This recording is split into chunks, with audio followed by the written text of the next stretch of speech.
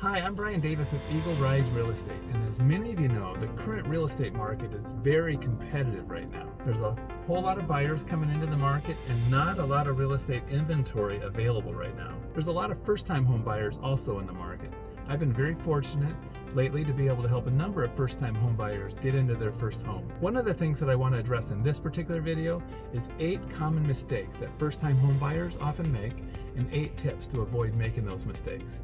The first mistake first-time homebuyers often make is they start shopping for a house before actually getting pre-approved for a mortgage. This is a critical mistake because it's such a competitive market and houses go so quickly that if you haven't gotten pre-approved ahead of time, the house will actually be gone to another buyer before you're actually able to submit an offer on the house.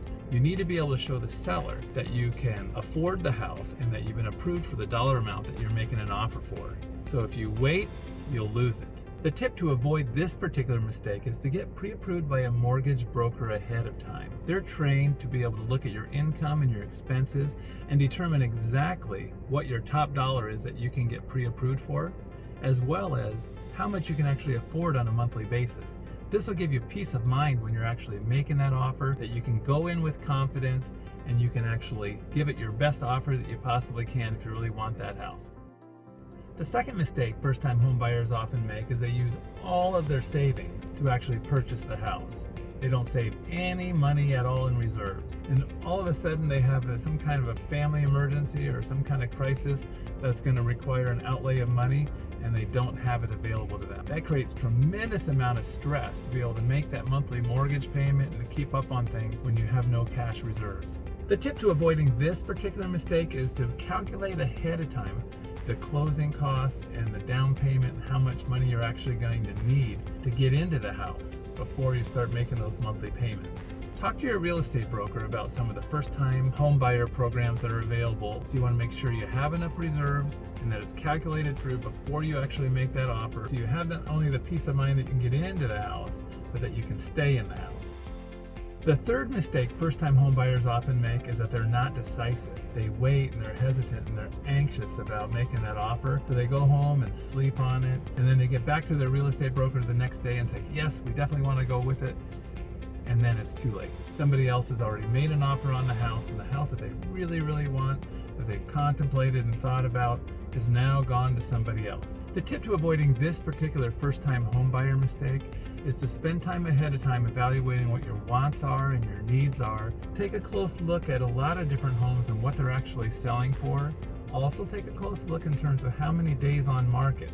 How quickly do they come onto the market and right back off into pending status. So the solution to this is to spend time and know exactly what you want so you can pull the trigger when you find it.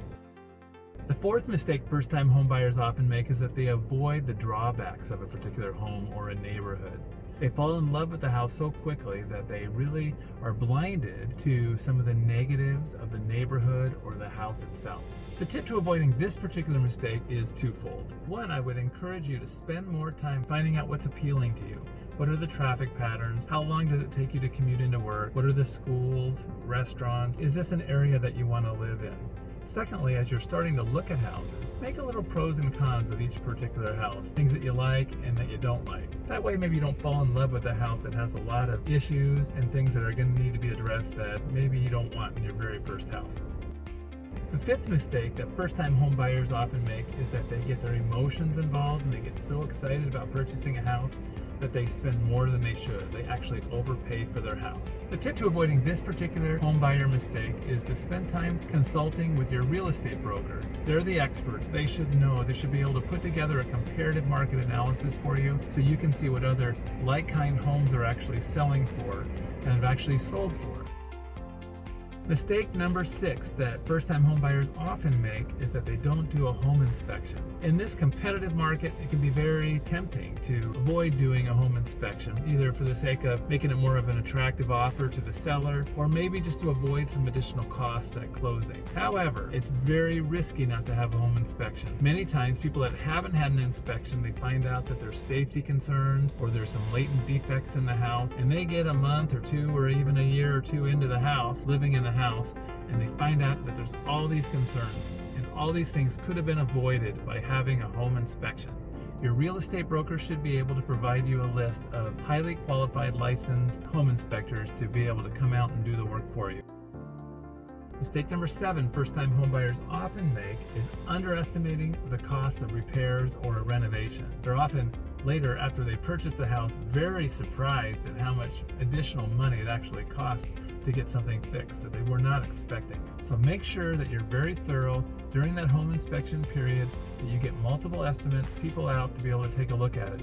Even if these are repairs that you're planning on doing a year or two after you've moved into the house, you still want to make sure that you know ahead of time what the cost is of repairing or renovating that particular item of the house.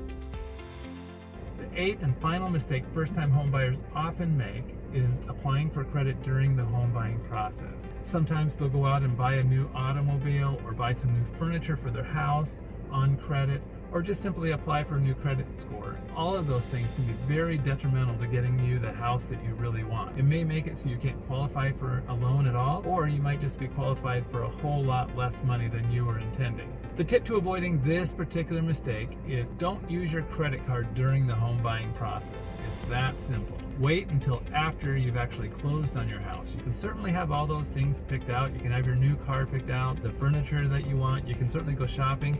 Just don't use your credit card to purchase it. Buying your first home as a first-time home buyer can be very exciting. Hopefully, these 8 tips will be of benefit to you. If you have any questions at all, consult with a local real estate broker who can guide you through the process and help you avoid any of the pitfalls of buying your first home. Also, if you have any additional questions about being a first-time home buyer or just real estate questions in general, feel free to follow me on Facebook, YouTube, and Instagram.